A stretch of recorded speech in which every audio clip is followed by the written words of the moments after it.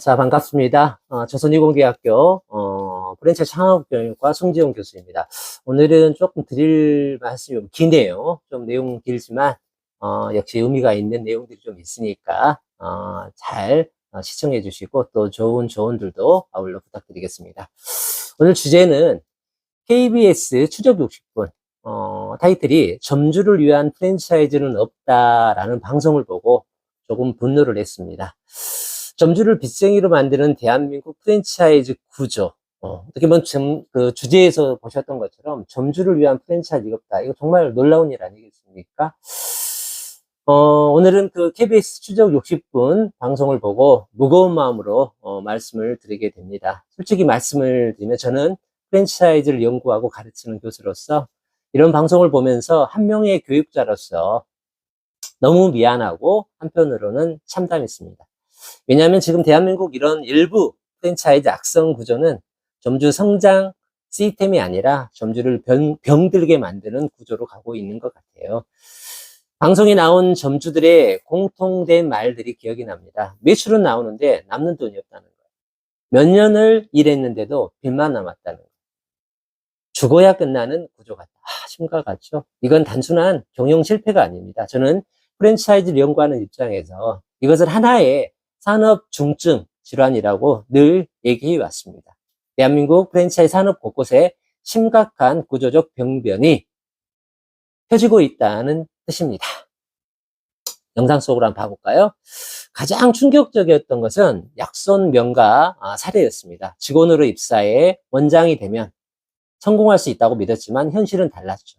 매출 연동 30% 수준의 높은 수수료, 교육비 부담, 미수금 구조, 강압적인 조직 문화, 점주가 아니라 사실상 통제와 종속 속에 놓인 구조처럼 보였습니다. 특히 저는 방송 속 한 장면이 너무너무 충격적이었어요.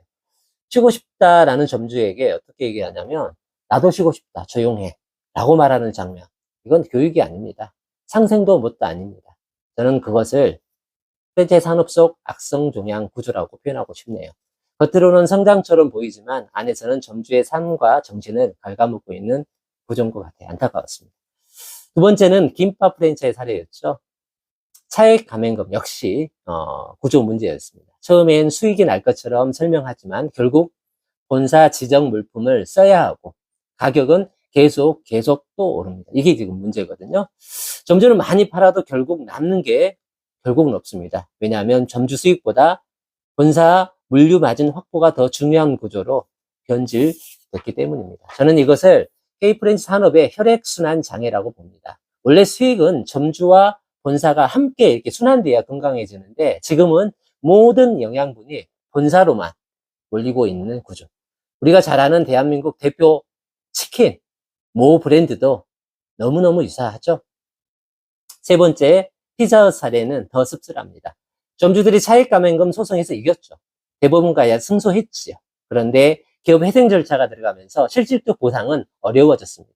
여러분, 법에서 이겼는데 돈을 못 받습니다. 그럼 점주는 도대체 누구를 믿어야 합니까? 저는 이것을 산업 시스템의 면역 체계 붕괴라고까지 생각합니다. 법이라는 면역 체계가 존재하는데도 정작 피해자는 보호받지 못하고 있습니다. 네 번째, 샤브샤브 백화점 브랜드 사례. 순수익률이 35%라고 보장을 하겠다. 쉽게 돈 벌 수 있다. 이런 말로 창업을 유도했지만 실제로는 적자 구조였다고 합니다. 심지어 어떤 브랜드는 가맹계약도 아닌 용역계약으로 법의 책임을 회피하기 위해서 계약을 체결을 합니다. 저는 이것을 산업 속 위장진단서라고 봅니다. 겉으로는 정상계약처럼 보이지만 실제로는 책임을 피하기 위한 구조였던 것이죠. 그래서 저는 대한민국 프랜차이즈 산업의 비정상 구조를 치료하기 위한 오늘 10가지 정책 제안을 또 제안을 해봅니다. 이거 막으려면 어떻게 해야 될까? 첫 번째, K 프랜차이즈 허가제도 꼭 해야 됩니다. 이제는 아무나 프랜차이즈 본사를 만들면 안 됩니다. 직영점 1년? 절대 안 됩니다. 최소한 실제 수익 구조까지 검증을 해야 되고 재무 건전성도 봐야 되고 폐업률도 봐야 되고 소송 이력, 갑질 여부, 물류 마진 구조, 특히 지속 가능성, 가맹점 생존율, 장기 운영 가능성 상생 구조 등을 평가를 해야 됩니다. 이런 것들을 종합적으로 진단하고 허가받는 본사만 가맹사업을 하도록 해야 할 것 같아요. 특히 일정 수익성 기준이 미달, 과도한 본사 수수료 구조, 반복적 점주 피해 발생 브랜드는 아예 시장 진입 자체를 제한해야 합니다. 즉, 무분별한 시장 진입을 막는 산업 건강 증진 시스템이 꼭 필요합니다. 두 번째, 차액 감행금 말이 많잖아요. 그래서 상한제 제도가 도입이 돼야 되고 결국은 로열티 중심 구조로 전환해야 되는 전환제가 필요할 것 같아요. 차액 감행금 자체를 무조건 금지하자는 것은 아니고 문제는 불투명한 물류 마진, 과도한 필수 품목 구조, 점주가 모르는 수익 구조가 있어요. 대한민국 게이 프랜차이즈 이제 물류 마진 중심 구조에서 투명한 로열티 중심 구조로 꼭 전환해야 합니다. 이에 차액 감행금 상한제에 대한 제한을 도입을 하고 필수 품목 인상률에 대한 제한, 계약 후 임의 가격 인상 제한, 점주 공동 구매 허용 확대, 원가 마진 공개 강화, 업종별 투명 로열티 체제 전환이 꼭 필요하다고 생각을 합니다. 특히 본사가 계약 이후 원부자재 가격을 일방적으로 인상해 점주의 수익성을 악화시키는 구조는 반드시 제한되어야 합니다. 저는 이것을 산업 체질 개선이라고 생각을 합니다. 세 번째, 가맹점 수익성 리콜제 도입이라고 한번 써봤어요. 자동차 산업에서 우리 결함이 발생하면 리콜 하잖아요. 프랜차이즈 산업도 이제 수익성 리콜제가 필요합니다. 예를 들어서 계약 당시에 예상 순수이익률과 실제 수익성 차이가 발생, 과도한 또 원가율 상승, 필수 품목 인상 등으로 손익이 악화가 되거나 허위 과장, 수익 정보 제공 이런 기타 등등이 발생하면 본사는 가맹금 일부를 반환하거나 물류 마진을 조정하거나 로열티를 감면하거나 긴급 경영 지원을 하거나 또는 계약 해지 보상 등의 책임을 져야 합니다. 창업 실패의 모든 책임을 지금처럼 점주 개인에게 떠넘기는 시대는 끝나야 합니다. 네 번째, 최저 수익 보장제 도입. 본사도 책임져야 합니다. 오픈만 시키면 끝이 아니라 최소 1, 2년은 점주의 최저 수익을 함께 책임지는 구조로 가야 합니다. 예상 수익이 실제와 지나치게 다르면 본사도 책임져야 합니다. 즉 단순 개업이 아니라 사후관리, 치료 시스템이 필요합니다. 다섯 번째, 국가공인 슈퍼바이저 제도 도입 및 의무 배치제입니다. 슈퍼바이저는 점주의 생존을 돕는 전문가여야 합니다. 지금 일부 프랜차이즈는 슈퍼바이저가 관리할 가맹점 수가 너무너무 많습니다. 그러다 보니 점포 문제 대응 지연, 운영관리 부실, 점주 교육 부족, 폐점 이용 증가 등 같은 문제가 반복되고 있습니다. 그래서 저는 국가공인 슈퍼바이저 자격제를 도입을 해야 됩니다. 또한 가맹점 20개당 슈퍼바이저 1명 의무 배치제, 폐점률, 점주 만족도, 기반 평가제, 현장 관리, 사후 관리 의무 강화가 반드시 필요하다고 생각합니다. 프랜차이즈도 이제 점포 주치 시스템이 필요합니다. 여섯 번째, 가맹 창업 공인중개사 제도 도입. 여러 번 말씀드렸어요. 수억 원 계약인데 검증 전문가가 없습니다.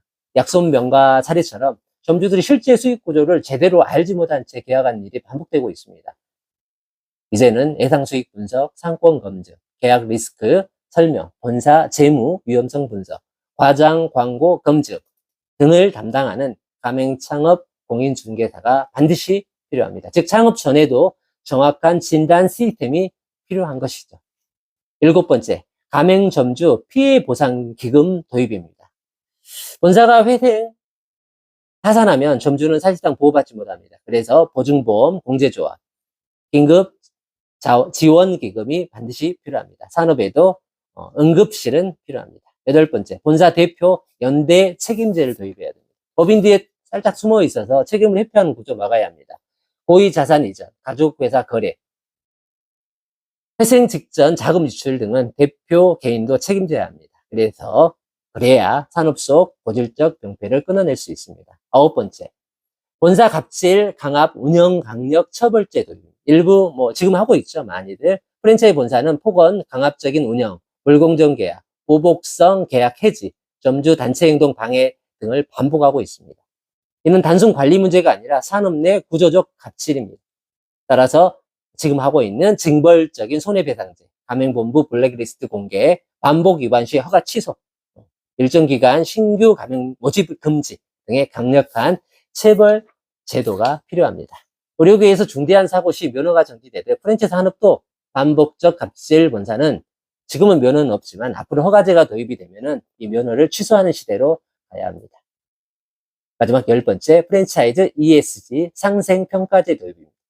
프랜차이즈 산업도 이제 단순 경쟁, 매출 경쟁이 아니라 얼마나 점주와 함께 성장하는가를 꼭 평가를 해야 합니다. 따라서 점주 생존율, 장기 운영률, 상생 지원 수준, 지역사회 기여도, 공정계약 준수 여부, 슈퍼바이징 품질, 청년 시니어 보호 정책 등을 종합평가하는 프랜차이즈 ESG 상생평가제가 꼭 필요합니다. 그리고 우수 브랜드에는 세제 혜택, 정책자금 우대, 공공기관 인증, 정부 지원사업 가점 등등을 제공해야 합니다. 이제 대한민국 프랜차이즈도 얼마나 많이 출점했는가가 아니라 늘 말씀드렸잖아요. 얼마나 오래 함께 살아남는가를 평가하는 시대가 꼭 되었으면 합니다. 저는 K 프랜차이즈를 결코 부정하지 않습니다. 오히려 우리 K 프랜차이즈는 대한민국 자영업을 살릴 수 있는 매우 중요한 산업이라고 생각합니다. 하지만 지금처럼 점주는 빚만 남고 본사는 책임을 피하고 청년과 서민이 희생되는 구조라면 이 산업은 절대 오래 갈 수 없습니다. 저는 오늘 분명히 말씀을 드립니다. 점주를 빚쟁이로 만드는 프랜차이즈는 산업이 아니라 산업 중증 질환입니다. 이제 K 프랜차이즈는 허가제도, 투명한 로열티 구조, 수익성 리콜제, 최저 수익 보장제도, 국가공인 슈퍼바이저 제도, 가맹창업, 공인중개사 제도, ESG 상생평가제 등등을 통해 반드시 다시 치료되고 재설계되어야 합니다. 그리고 저 역시도 끝까지 K 프랜차이즈 산업 정상화를 위한 정책 제안 등을 이어가 보도록 하겠습니다. 오늘은 여기까지 말씀을 드리겠습니다. 저는 조선이공대학교 프랜차이즈 창업경영과 송지현 교수였습니다. 고맙습니다.